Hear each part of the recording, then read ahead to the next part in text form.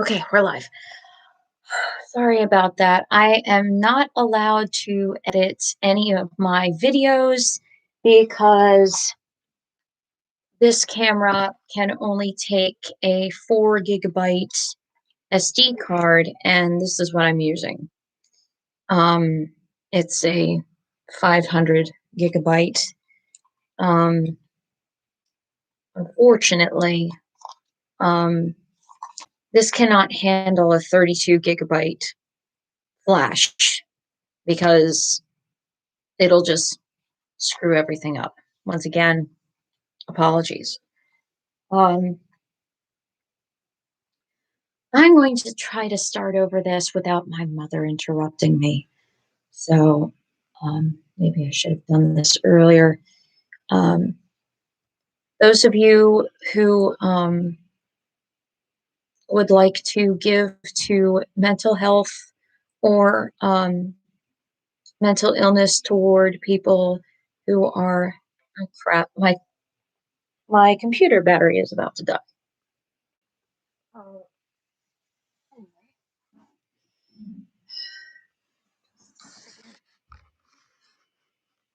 I'm not allowed to edit any of my videos, so I had to do that. I just, ugh.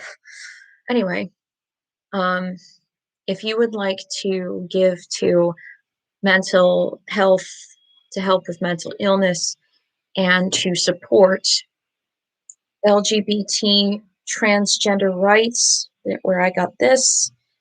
This T-shirt is from Hot Topic.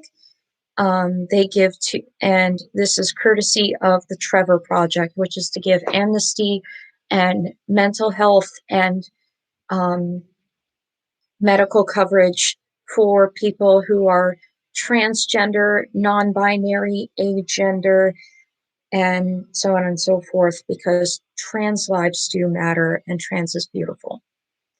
And also mental health. May is Mental Health Day, Mental Health Awareness Month. So I am reading a very special letter that I wrote in poetry format um, to this person, the guy who wrote this. Um, in case you don't know from reading my blog on Blogger, I have been getting into the Hamilton soundtrack and I've been listening to it more and more. I used to hate it for 5 years, and I'm listening to it for the first time since my dad passed away. As you can see, this is a mural I did with all my favorite pictures of my dad. It's behind me. There are even some pictures of me in it, um, including that one that you see underneath the wedding photo of my mom and dad. That's me and my dad when I was about maybe 13. Um, and It was like one of my favorite photos of me and dad. So, um, along with some drawings that my dad did. My dad did really goofy, silly cartoon drawings. So, believe it or not, the line "Life doesn't discriminate" from Hamilton pretty much saved my life. And in March 2021, I wrote this. And then May 4th, 2021, on my anniversary with Alexander, Star Wars Day, I I got a response.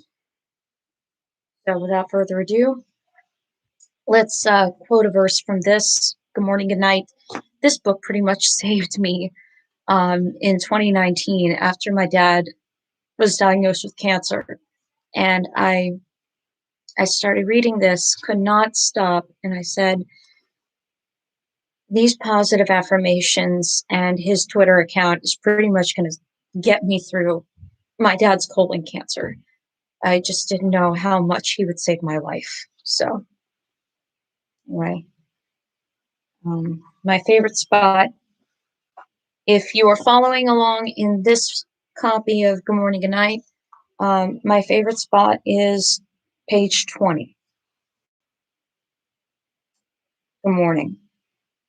You are so loved, and we like having you around.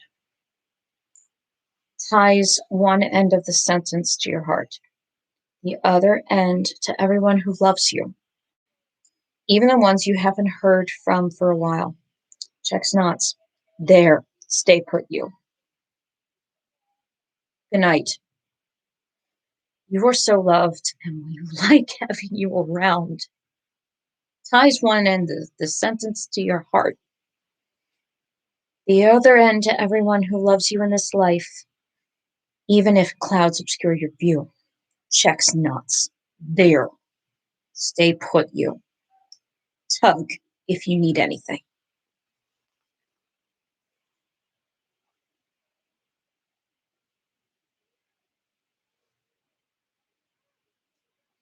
Dear Mr. Miranda, I don't send letters to the fame.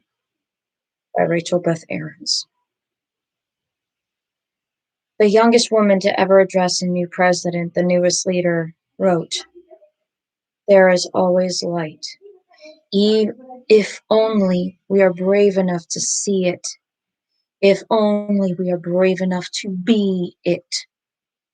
I am a ruthless coward who heard those words and didn't act, didn't rise up for herself.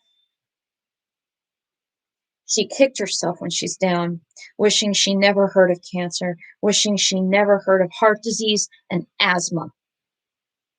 Her mama done told her when she was in training wheels, cancer won't kill that man. Either his heart or his lungs will. He got cancer. He killed his cancer, and he got stronger. He voted for the damned Nazi president to be removed from office to let a new leader, the 46th, take his place. And he shouted, "Go, Joe." My dad actually did that. "Go, Joe." And 7 hours before midnight, as the final day of December died, the last father of the family had fallen because of his heart, caused by an act of God. And now I blame God for killing my Iron Man loving father. I love you 3000. And they say perhaps hope and history will rhyme. But I see no rhyming now. I'm still waiting in line. I have my ticket number.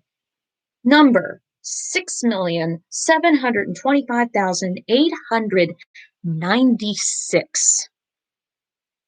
The line has looped around the state of Maryland all the way out to Pennsylvania. And I'm standing in between Sparks and Cockeysville on the borderline, waiting impatiently for the pharmacist in DC to hand me one needle in the arm, protection against COVID 19.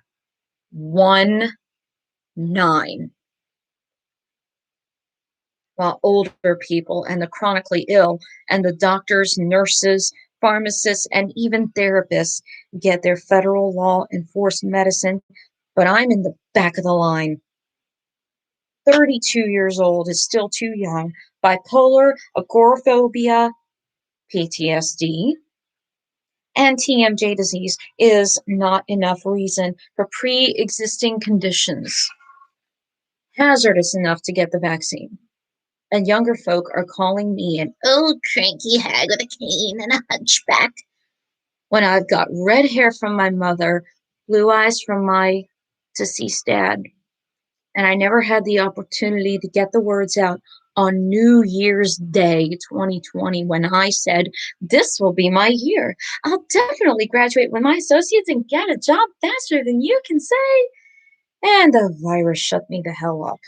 And life told me, "Rachel, stay down, give up, or die."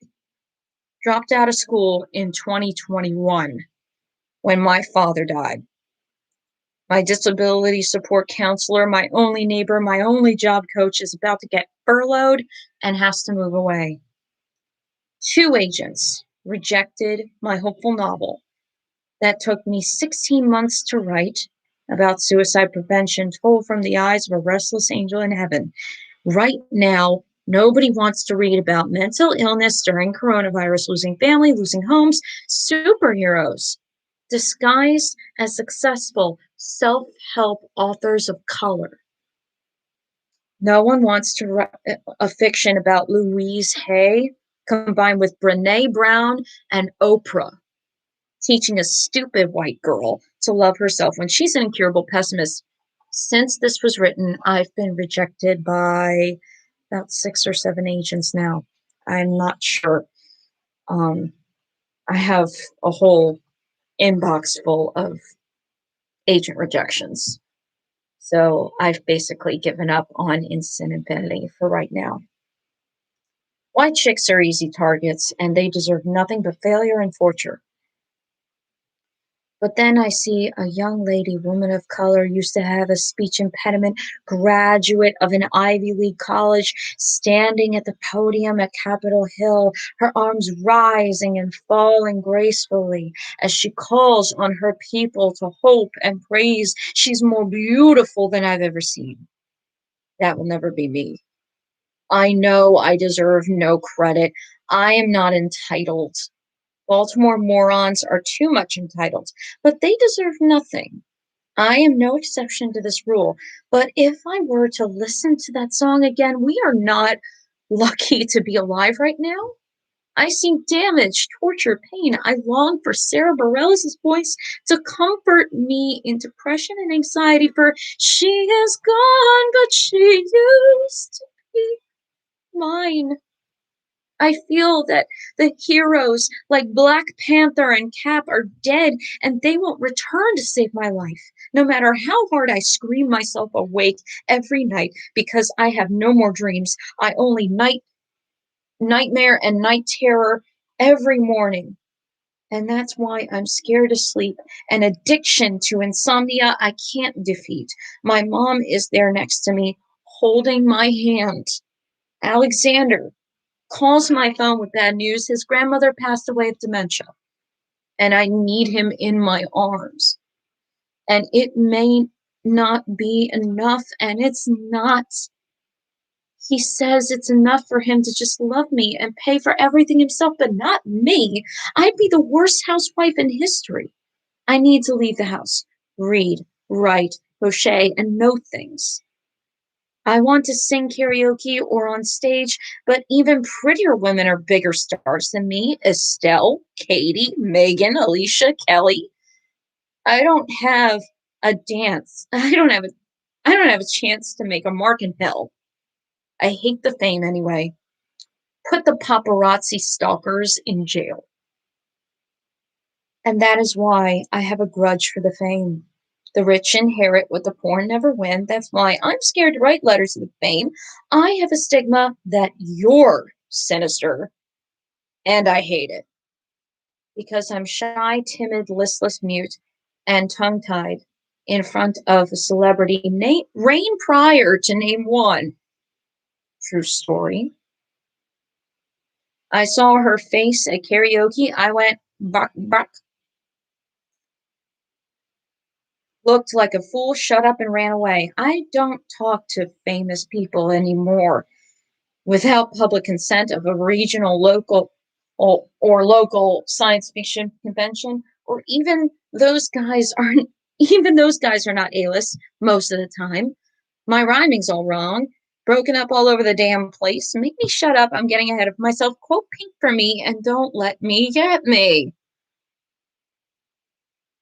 I only wrote this poem for you, just to say, you inspire. Although I've never been to New York, I've never seen the lights of Broadway in person. I've never really seen a professional musical show, not even seen the box office at the Hippodrome. I've seen only musicals in the movies, but I'm in too much poverty to get Disney Plus or HBO. I'm dying to see In the Heights. Anthony Ramos is cute. David Diggs is sexier. But there's only one man in the world who has my heart, my Alexander. He's a perfect 10. My lover man, my knight, my prince, the love of my life, who saved me from my emotional dis-ease, soothed me after a panic attack, fed me herbal tea on a migraine day, massaged the pain in my shoulders, and called himself the Colonel Brandon in my Sense and Sensibility Marianne story, gave me hope when history didn't rhyme or give a reason, like my new favorite Irish poet and citizen of the green paradise, country of my ancestors, quoted by you on Inauguration Day. My dear, you have bent music tradition to your will.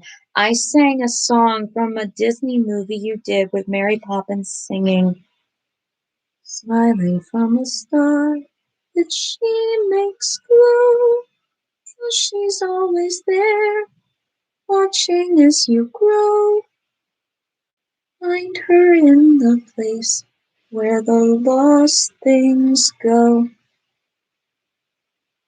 At my dad's funeral, when barely anybody showed up, almost no one mourned my father's loss because to them, Maryland is too far away and for COVID reasons too. And the worst part is, Dad wasn't ready to meet God. He promised us he had more time. To be a dungeon master of D&D, to go to the cons with me, to see Bond 25, No Time to Die, teach me how to ride a bike, and see me get married to the love of my life as father of the Princess Bride. He had so many plans. He had no will and testament. He gave no instructions for his remains or final wishes. But God said to Daddy, time's up, Robert, get over it. You're coming with me or I'll drag you. Well, the doctors did everything they could to save him, and I don't blame them anymore. Doctors are our friends. Everyone is meant to be loved. Native American, European, bisexual, Black, Latino, Asian, lesbian, transgender, gender nonconforming too. They're humans too, and they should be loved. Helpless is my favorite song on the soundtrack.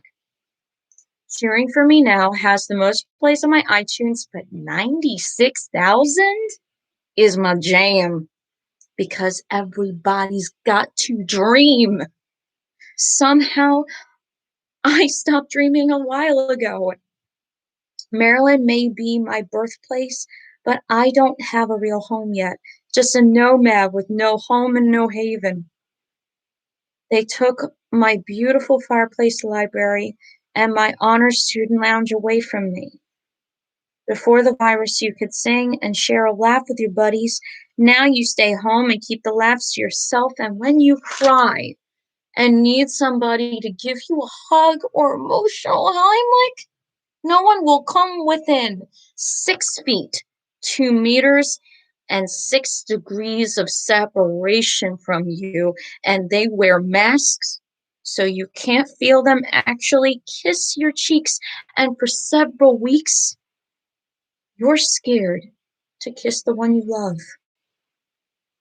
After you met them, despite the hatred of an online dating site before the first time your dad tests negative.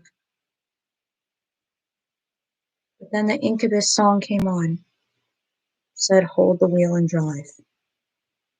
Don't let the fear steer the car. And Alexander said, just take the leap. You stand up and tie the bandana. You reveal your porcelain face in your beautiful Princess Ariel Party World tank top on a hot summer day. He takes your hand. You take the first plunge, smitten for life in less than 10 months of dating. Thank you. But despite my prejudice of rap music, your good mornings and good nights save me from myself. And I read them every night. Hello, hero. Welcome to 2021. Te quiero, Sancha Endeavors. Love, Rachel Beth Aarons of Nottingham, Maryland.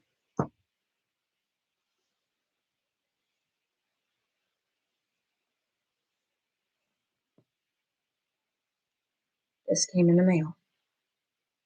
Handwritten. Even the envelope was handwritten. It came in the mail on Mother's Day. I couldn't stop laughing because of how much good news this was. Dear Rachel, thank you kindly for your sweet and thoughtful letter. Your support means the world. I was delighted to read that you like to write poetry, although it takes many drafts to have something you'll be satisfied with. Keep writing and keep sharing. You drew a smiley face right there. Happy trails. Siempre. Lin-Manuel Miranda. Para siempre. Mucho amor. I love you. Slancha to all. I hope you're doing great. That's why I decided to wear this shirt. Because everyone does deserve to be loved. No matter what. I love you all. Thank you. And this has been another edition of Midnight Mania, although it's done several hours early. Take care. Night night. Love you.